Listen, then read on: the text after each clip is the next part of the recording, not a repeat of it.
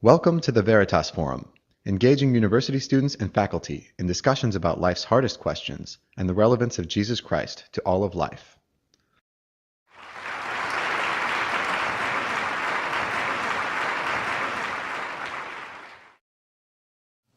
Thank you very much for that welcome.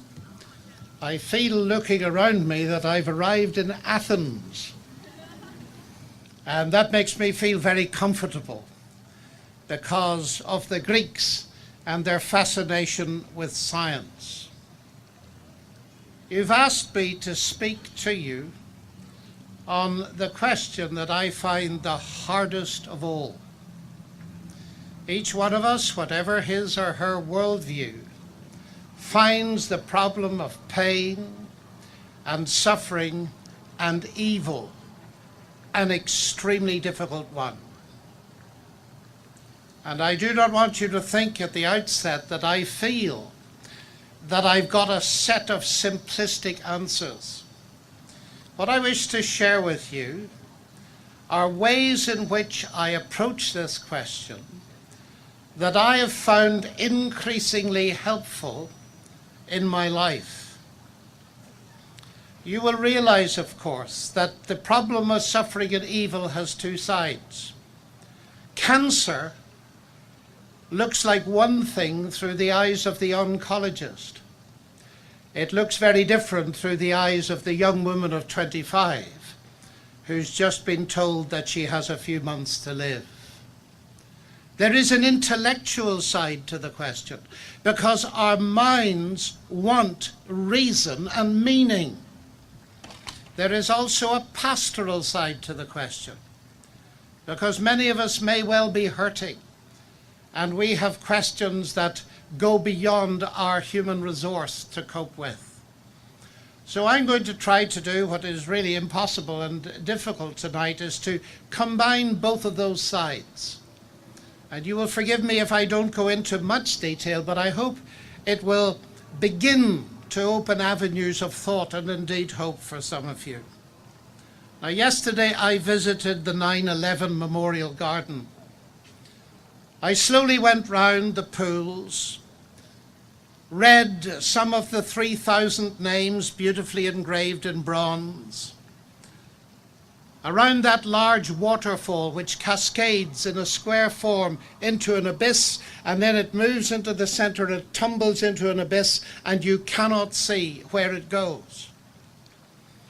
And it evoked in my mind powerful symbolism.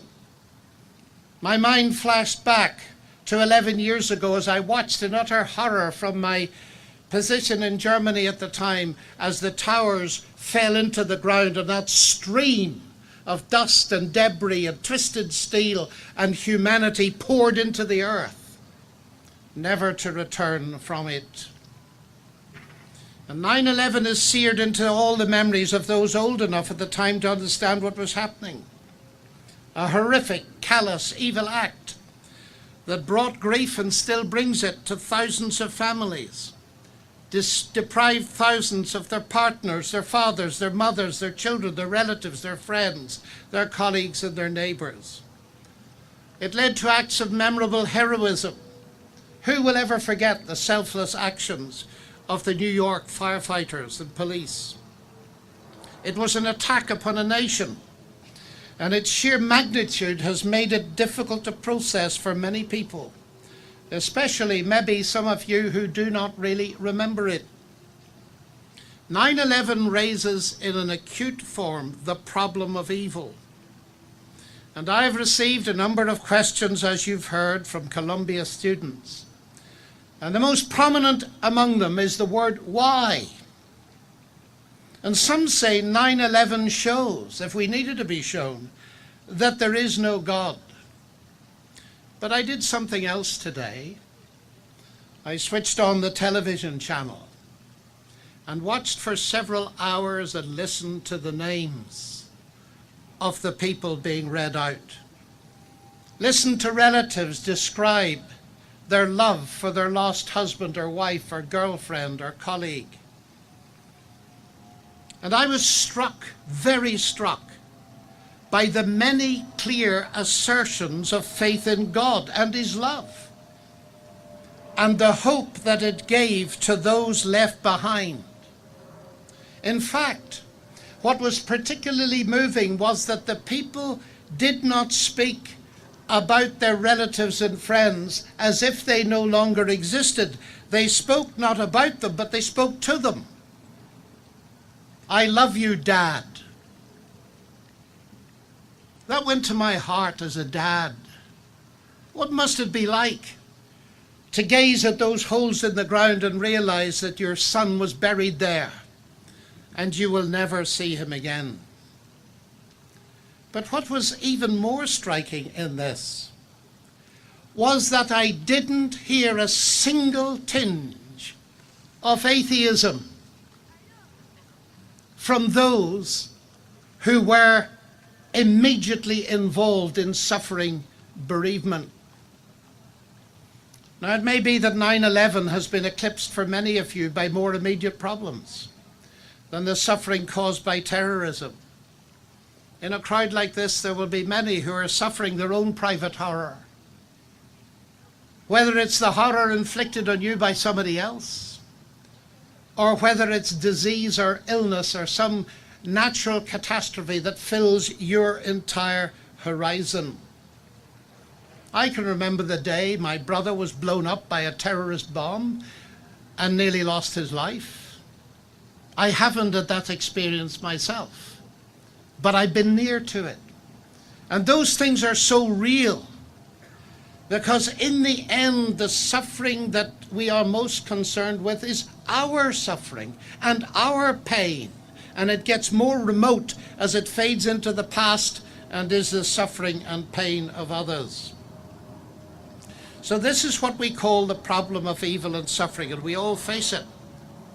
And I'm a scientist, and I like to analyze things and take them to pieces and understand how they work.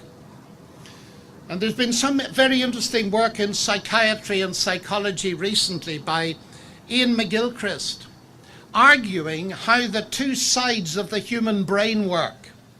Now, this has been, in a sense, for years common knowledge, that the left side of the brain is concerned with analysis, concerned with reducing things, concerned with explanation, concerned with science. But McGilchrist's thesis is this: that human beings are so made from the perspective of science that they have two halves to their brain. And what we've done since the 17th century is to neglect the right side of the brain, which is concerned not with breaking down and reducing and analyzing, but concerned with integrating and finding meaning and discovering a big picture into which life fits. And that fascinates me because it's coming from a scientific discipline. It's saying that's the way we humans are. And so we are in peril if we simply concentrate on the side of scientific analysis. And that's why tonight, ladies and gentlemen, I'm not going to be speaking in terms so much of scientific and forensic analysis. I want to address the right brain question. Why? How can we fit this into a worldview that makes sense, but above all gives us some kind of hope and perspective? Now, suffering comes to us from two logically distinct sources. The first is the moral evil for which men and women are themselves responsible, like 9/11. The second is the kind of suffering that doesn't come from human beings: natural disasters, earthquakes, tsunamis, and cancer. And this is often called natural evil. So there are those two kinds. They're often entwined, and they very much belong together in our consideration. At the intellectual level, the most famous response to suffering comes from David Hume, the philosopher. Epicurus's questions are yet unanswered, he writes. Is he, God, willing to prevent evil but not able? Then is he impotent? Is he able but not willing? Then is he malevolent? Is he both able and willing? Whence then this evil? I will never forget sitting talking to two Jewish acquaintances And we started talking about God, and before I'd gone very far, they said, look, just stop a minute. We don't believe in God. And there's no point in talking about God to us. And I said, why? And they said, we don't want to tell you, because you seem a nice chap and we don't want to offend you. Well, I said, I may or may not be a nice chap, but if my faith cannot meet objections and difficulties, it's not worth believing in. Why don't you believe in God? And eventually they told me, they said they read out loud together, and they were reading a book by a famous Nobel Prize winning literature Bolshevik singer who wrote a book called The Slave. And in it he described how some women and children were buried alive in a Russian pogrom. And I think it's in the book, it says, I can forgive God anything but not that. And they said at that moment the light went out. There was no God, and we haven't believed in him since. I've stood in Auschwitz many times, ladies and gentlemen. And I'm not ashamed to tell you I have wept every time, as I saw the horror of the Holocaust and what it left. Now, to many people, when they see 9/11, when they see the Holocaust, when they see their own personal suffering, they say, well, there isn't any God, and that's it, that's the finish. And it seems to them that they've got rid of the problem. But does atheism get rid of the problem? Let's just think about that for a moment. I was in New York just 3 weeks ago to appear on the Charlie Rose Show, of which some of you may have heard. It will be aired next week, I think, with Richard Dawkins, the world's most famous atheist, whom I've debated 3 times before. Now, here is his left-brained analysis of the question of suffering and evil. In a universe of blind physical forces and genetic replication, some people are going to get hurt, other people are going to get lucky, and you won't find any rhyme or reason in it, nor any justice. The universe has exactly those properties we should expect if there is at the bottom no design, no purpose, no evil, and no good. Nothing but blind, pitiless indifference. DNA neither knows nor cares. DNA just is, and we dance to its music.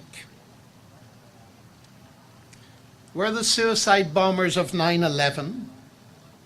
We're the architects of the killing fields of Cambodia and in Rwanda, simply dancing to the music of their DNA. Is that all there is to the massacres of Stalin, Hitler, Mao, and Pol Pot? And if you felt like cutting babies to pieces for fun, would that simply be dancing to your DNA? If Dawkins is right, ladies and gentlemen, then evil and good do not exist, which strikes me as being very odd for a man who will condemn 9/11 and everything else as being evil, and quite rightly so. But he himself appears to believe that there is no such thing. This is one extreme atheistic response to the problem. It's essentially to deny that there's any good or any evil. We are simply robots, pre-programmed to follow our genetic inclinations. But Dawkins, like the rest of us, is outraged by evil in spite of his philosophy. But outrage, which we often rightly feel, presupposes that there exists a standard of good that is objectively real and independent of us, so that we expect others to agree with us in condemning things like 9/11. But if all that exists is mass energy, if there is no transcendence and no God, how can there be such a standard of good? And if there is no moral evil or good in any case, the concept of morality disappears and moral outrage is absurd. Many leading thinkers agree with this. Charles Taylor, the leading thinker about secularism, says the modern age, more or less repudiating the idea of a divine lawgiver, has nevertheless tried to retain the ideas of right and wrong, not noticing that in casting God aside, they have abolished the conditions of meaningfulness for moral right and wrong as well. The irony to my mind is the very morality that atheists use to condemn 9/11 is in the Bible itself. And Thomas Jefferson recognized this. God who gave us life gave us liberty, he said. And can the liberties of a nation be thought secure when we have removed their only firm basis, a conviction in the minds of the people that these liberties are the gift of God? I would like to suggest to you, if for whatever reason we lose faith in God, our future is bleak, because we will not be able to defend the freedoms we value on the basis of the moral relativism that remains when we lose our anchor in God. No secular morality was able to withstand Stalin, Hitler, or Mao, and no secular morality will withstand secularism or religious fanaticism today. Friedrich Nietzsche saw more clearly than anybody else the consequences of abandoning traditional biblical morality that is at the heart of our Western civilization and on which all our human rights conceptions and legislations are based. Nietzsche predicted that the death of God would lead to a Darwinian imperative of expressing the will to power. The strong must eliminate the weak. The biblical prohibition, "Thou shalt not kill," he wrote, is a piece of naivete. Life itself recognizes no solidarity, no equal rights between the healthy and the degenerate parts of an organism. One must excise the latter, or the whole will perish.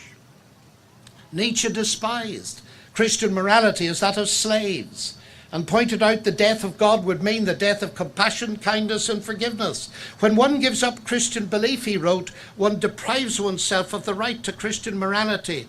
Christian morality is a command. Its origin is transcendental. It possesses truth only if God is truth. It stands or falls with the belief in God. And then he asked the key question: why morality at all, when life, nature, history are non-moral?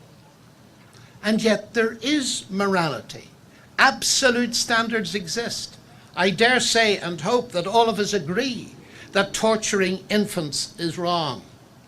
And the prominent atheist philosopher J.L. Mackie says ethics constitute so odd a cluster of qualities and relations that they are most unlikely to have arisen in the ordinary course of events without an all-powerful God to create them. If then there are such moral values, they make, listen to this now, this is an atheist philosopher. If moral values exist, they make the existence of God more probable than it would have been without them. Thus we have, after all, a defensible argument from the existence of morality to the existence of God. So the situation looks to me like this. We all find ourselves to be moral beings. We're outraged by 9/11. We're outraged by things that happen to us and to our friends. The existence of such objective standards is consistent with the existence of God and very difficult to explain without him. But the existence of God gives rise to the problem of evil. And some of you might want to break in and say, but look, isn't it obvious that God's part of the problem, not the solution? I hear from your accent that you're from Northern Ireland. Doesn't Northern Ireland give the lie to any possibility of God helping us in this problem? Look at you, fighting in the name of God against each other. I admit I do come from Northern Ireland. What do I say to the fact that professing Christians in my own country have got involved in terrorism so that even my own brother was nearly blown into eternity? Do you know what I say about it, ladies and gentlemen? I am completely ashamed of it. Utterly ashamed that the name of Jesus Christ has ever been associated with violence. But I want to tell you why I'm ashamed of it. Because people that take up weapons to follow Jesus Christ are not obeying him, they're disobeying him. He explicitly told his followers not to fight. And he told Pilate, the Roman governor, when he was put on trial for what? It may interest you to know, if you don't know the history, that Jesus was tried for fomenting political terrorism. And when Pilate discovered and listened to Jesus say, "My kingdom is not of this world, otherwise my servants would have been fighting," Pilate realized that he was innocent. What was his kingdom about? It wasn't about fighting. "To this end I was born," he said, "and to this end I came into the world, to bear witness to the truth." And Pilate then knew that there was no danger, political or violence-wise, from this man. Because, ladies and gentlemen, it must be obvious to you that the one thing you cannot do by violence is to impose truth, especially if that truth conveys the way in which people can be forgiven and have peace with God and enjoy a very close and intimate relationship with God. Now, of course, other religions must speak for themselves in this matter of violence. I come from Ireland. I am a Christian, so I face it from this perspective. But there is another side to this, ladies and gentlemen. You've all heard the song that people like to sing, and Dawkins quotes it, by John Lennon. "Imagine a world with no Taliban. Imagine a world with no religion, with no Northern Ireland." I don't know how people can imagine a world without Northern Ireland, but there we are.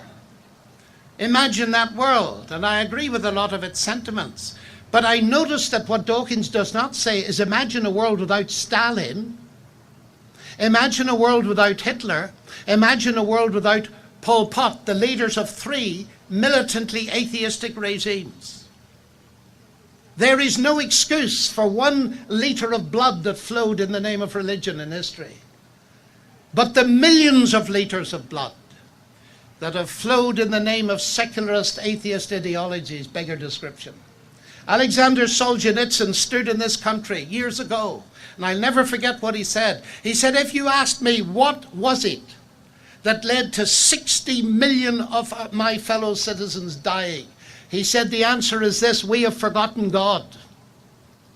And many a Russian, because I spent a lot of time there, has said to me, "Do you know, Professor Lennox, we thought that we could get rid of God and preserve a value for human beings. We found we couldn't." And so in this contemporary secular society, we need to think about these things. But it's just at this point that atheism, that worldview, seems to me to face another great difficulty, the problem of justice. We all feel that we should get justice, but the fact is not everybody does. Indeed, for over the centuries, probably most people have never got justice. And in the atheist worldview, death is the end, so they will never get justice. The promised utopia has never come. And that is one of the factors to put into the equation. How can you possibly believe in justice in the light of the fact that the vast majority of people will never get justice? And of course, the terrorists get away with it. When Hitler sees he's against a wall, he blows his brains out. And since there is no justice, there is no judgment, there is no assessment, because death ends everything, he's got away with it. That is a moral affront to our being and our moral sense. So what I want to say to you tonight is this: that biblical monotheism, shared at this level by the 3 great monotheistic religions, says the exact opposite. It says, yes, there are absolute values. There is a moral law, but there is a lawgiver. God is behind the law, and he will be his vindicator, because there will be a final judgment when perfect justice will be done. Now, this is not the justice of an angry God. I'm amazed that I meet so many people that think that God is angry. Listen, God created you with all your wonderful gifts of artistry. He painted the universe. The only thing that gets God angry is the thing that destroys life. Let's call it by its name, it's sin. But God painted all the colors. We've never invented a new one. And we need to get away from this picture. It's precisely because God is a God of love, who loves the creatures he created, that in the end he must do justice, that we may see that justice is being done and that it is not a mockery, and that our intuitions and consciences actually are backed up by something real. Now, many people reject the notion of judgment. I don't like a God like that, they say to me. But then they protest at moral evil and say, why doesn't God stop that? That's very interesting. Why doesn't he stop that so long as he doesn't intervene in my life? But you know, none of us can realistically discuss this problem without realizing that we're not just spectators of a phenomenon extraneous to ourselves. G.K. Chesterton, the famous novelist, was once asked to reply to the London Times to answer the question, what is wrong with the world? And his famous reply was the shortest letter in history. Dear sir, I am, yours faithfully, G.K. Chesterton. He was honestly prepared to say openly what we all know in our heart. There's evil in each one of us. We're part of the problem. And once we grasp this fact, a more realistic formulation would be, I think and do evil. If then there is a God, why does he tolerate me? Now the questions come thick and fast. Why does God allow suffering if there is a God? Surely if he's all-powerful, he could have created us without the capacity for moral evil. Well, of course he could. God could have made beings without the capacity for moral evil. In fact, there are a huge lot of them. They're animals. We can create beings that don't do evil. They're robots. But they're not human beings. I'm glad I do not have a robotic wife. If I went home and pressed the screen and it came up on my wife's, in front here, the screen came up with press number 1 for kiss. I press number 1 and I get a kiss. Well, that would not be meaningful, would it? But she wouldn't sin. She'd never do anything wrong. But she couldn't love me. Because you see, ladies and gentlemen, this capacity to do evil is the flip side of the capacity to do good. And that is associated with the capacity to love, to say yes or no. It's associated with one of the most magnificent things about us, and that is the fact we possess, to a certain degree, freedom of will and choice. And if free will is real, as I believe it is, and most of us do, the last thing we like to be told is, you did that because you're an Irishman, or whatever it is. You're a woman, you're a man. No, we like to think we did it because we chose to do it. In other words, our dignity, our humanity consists in that succession of choices that we have made and still make that makes us us. This is, to my mind, a magnificent gift of God. But it has correlatives. As C.S. Lewis pointed out, if God created the world so that a beam of wood remained solid when I used it to build a house and bent in two when I used it to hit you, it would in the end render choice impossible. We would be forced into an automatic universe. Evil thoughts, he says, would be impossible, for the cerebral matter of our brain would refuse to carry them. It would only convey good thoughts, and so on. So God took a risk. Let's face it. God took a risk in creating such beings. I've got 3 children. I took a risk in bringing them into the world, didn't I? I remember holding the first child and thinking, this child could grow up to love me or say no to me. I've brought it into the world. Why did I take the risk? Aren't you glad somebody brought you into the world? Now, your experience of parental love may be very different. But it is an amazing thing that even though we know as parents there's a possibility of it going wrong, we still open ourselves up to love. We do that in all of our relationships. But you say, look, that argument of free will doesn't apply to natural disasters. I arrived in New Zealand 2 days after the earthquake, and if you want to see what I said, the many TV and radio interviews, you can Google my name in New Zealand under the word earthquake, and you will find out. But I just want to say this. It's a very strange situation because tectonic plates that are responsible for earthquakes are essential to life. If there were no tectonic plates, you would not be alive because there wouldn't be enough carbon dioxide, and a lot of various processes that happen in the world would not occur. So on the one hand, they're necessary for life, but on the other hand, they destroy life if we build houses above them. Earthquakes are big things, but they're little earthquakes. 4 years ago, I had an earthquake in my heart. I was given a few minutes to live. That concentrates your mind. I said goodbye to my wife. I thought I'd never see her again when the operating theatre closed. And 40 minutes later, the surgeon said, well, I don't understand it, you should be dead. But you're not, you can go home tomorrow. And I'm here. And you say, well, you're a Christian, you thank God for that. Yes, I do, but listen. In the very same year, my 22-year-old niece had an earthquake in her brain. And it killed her. And her young husband watched her die. And I had to come and watch her die and talk to them. All very well, isn't it? For me to say, yes, God help you. But if I had nothing to say to my sister, then I'd better keep quiet, hadn't I? And that seems to me, and forgive me for being personal, but these things are personal and real.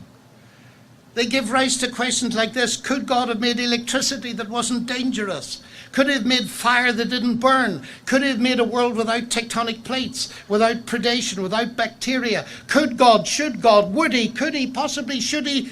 And we can go on forever, and we have done, haven't we? What do I do with questions like that? I have no ultimate answers, so I think of another question. And the other question is this. Whatever we go to along arguments like that, the fact is we live in a mixed world. We live in a world where we see wonderful flashes of good and kindness and friendship and compassion, even in the horror of a 9/11. But we see other things that go beyond. They're so excessive. By the time I'm finished this lecture, how many thousand children will have died from preventable diseases, but they had no medicines because they couldn't afford it? And that gives us a sense of proportion. So my question to you, and I'm coming to the end of my talk, ladies and gentlemen, is this. We can argue from now for years on what a good God could, should, would, might have done. But there's another question we can ask. Granted the universe is like this. There is good, there is evil, there is pain, there is beauty, there is hatred, there is love. Is there any evidence anywhere in the midst of it all that there is a God who can be trusted with it?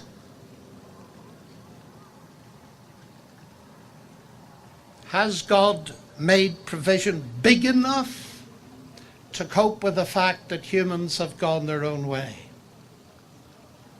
I spoke to you that there's going to be a judgment. I'm going to have to face that judgment. It's not something we like to talk about. But that's because we don't see it in its true context. Who's going to be the judge? Now here I must speak as a Christian. One of the opportunities is in universities to listen to other worldviews. Please do. But I'm going to try to explain to you how Christianity copes with this. At least it's worth listening to, because atheism has no way out. You may think it's right or it's wrong, but at least listen to it and assess it. The heart of Christianity is a cross. And if Jesus is who he claimed to be, God become human, and now that goes way beyond our thinking. But I've written a great deal about those questions elsewhere. But just come to the central thing. Just imagine with me, if you can for a moment. The claim is that God suffered. That's spectacular, because do you know what it tells me? It tells me that God has not remained distant from human suffering, but has himself become part of it. I find that a little window that begins to open on a whole world of possibilities for meaning in my little life.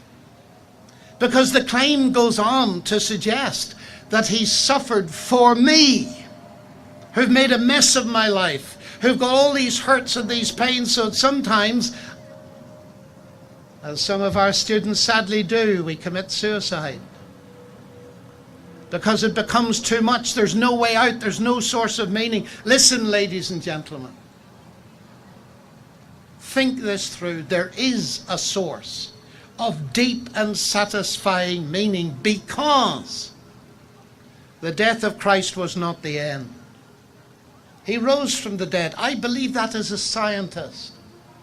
Miracles of this kind do not violate the laws of nature, because Jesus did not rise by natural processes occurring in his tomb 5 minutes before it occurred. He was raised by the very power of God. And that's what gives me hope. Because, ladies and gentlemen, I believe this is a moral universe. And people who suffered innocently will not perish for that ultimately. I'm going to say this, and please understand it comes from my heart. I really do believe that if I could see what God has done with people who've suffered innocently in natural disasters or under horrible moral evil, if I could see now what God has done with them, instead of having questions, I'd probably bow my head and worship.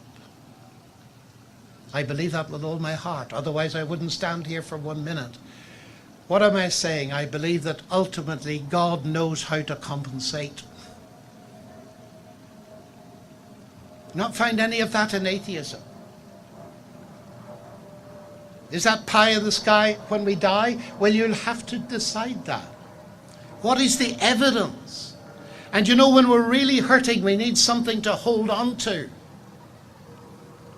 I remember speaking to a man who was 7 years in solitary confinement in China for his faith. I said, "What kept you sane?" He said, "A sparrow that flew in through the grating of my prison cell high up," because he said, "I could see at least it was real and beautiful." And he said, "It held my faith in God for all those years that I was there." And so, as I listened to the names being read, and was moved myself to tears listening to a girl say, "Dad, you're my hero, happy birthday," on the birthday of her dad on 9/11, I thought, yes. All those people who read, almost all of them as far as I could see, burning in their hearts, was what resonates in the human soul. There's got to be hope somewhere. And there's hope in God. But then your university motto says it all. In tue lumine videbimus lumen is the Latin version of it, by the way. In your light we shall see light. Do you know where that comes from? Listen. How precious is your steadfast love, O God. The children of mankind take refuge in the shadow of your wings.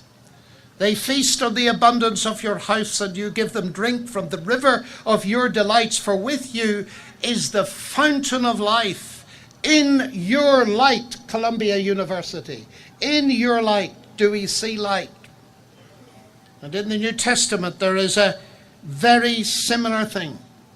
When the Apostle Paul, who suffered greatly for his faith, is encouraging others, he says, "Look, share in suffering for the gospel by the power of God, who saved us and called us to a holy calling, not because of our works, but because of his own purpose and grace, which he gave us in Christ Jesus before the ages began, and which now has been manifested through the appearing of our Savior Jesus Christ." Now listen to this. "Who abolished death and brought life and immortality to light through the gospel." On 9/11, ladies and gentlemen, let us determine that this year we're going to begin the search under the motto that led the people who set up this university to found it. Thank you very much indeed.